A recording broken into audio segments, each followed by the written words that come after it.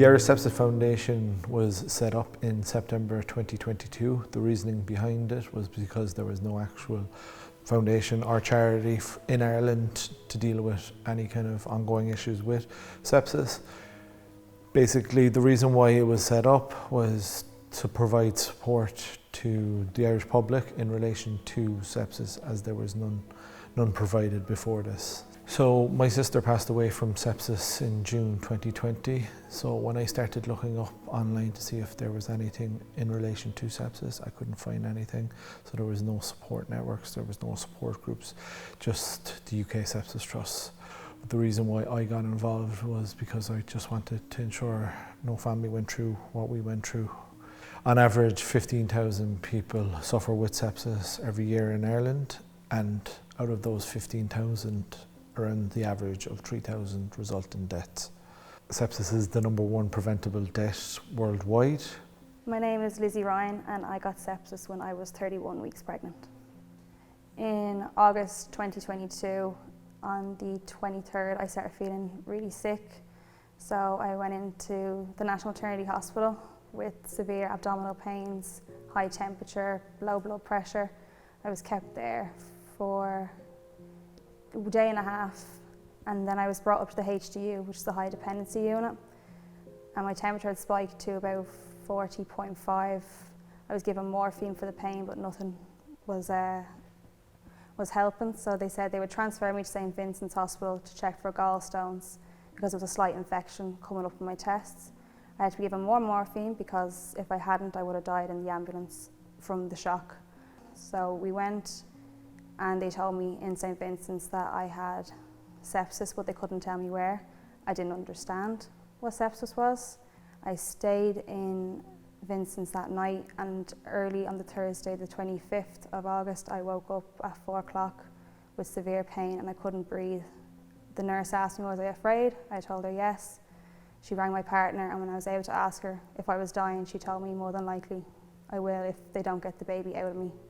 So at 8:49 on the 25th, I had an emergency C-section. My son was born and he was found with traces of sepsis in his system. So he was taken straight from St. Vincent's to the National Maternity Hospital to the NICU. I was under general anaesthetic, so I didn't get to see him be born. So sepsis took away any chance I had of hearing my baby's first breaths, his first cries, and I didn't get to meet him for 8 days after because I was diagnosed with chickenpox, pneumonia and sepsis. So the chickenpox gave me sepsis at 26 years old. I'm Carol Keogh and I had sepsis in May 2021. At the end of April I was getting a little infection, I thought. So I didn't pay any heed to it.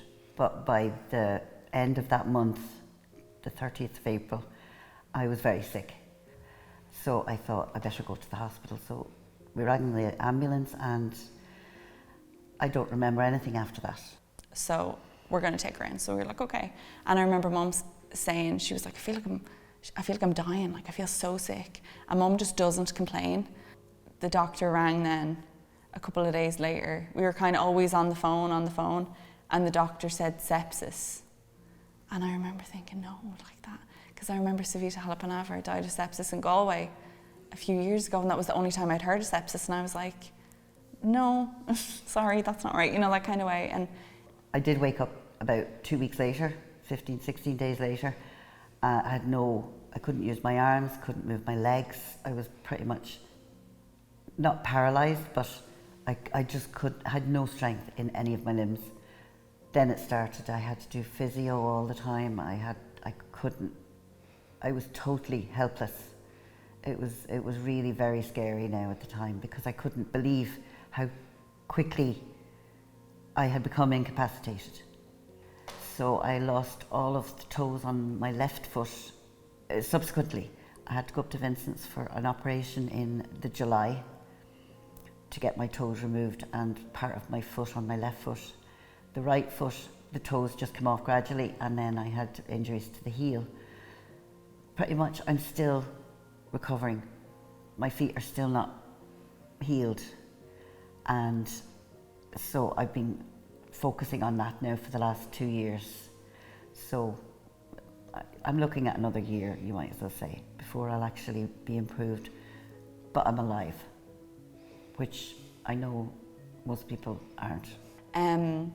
So yeah, it was, not to use the word hell lightly, but it was absolute hell. You know, it was kind of like when, I always think of when you're leaning back on a chair and you nearly fall and you catch your breath. It was like not catching my breath for like a month.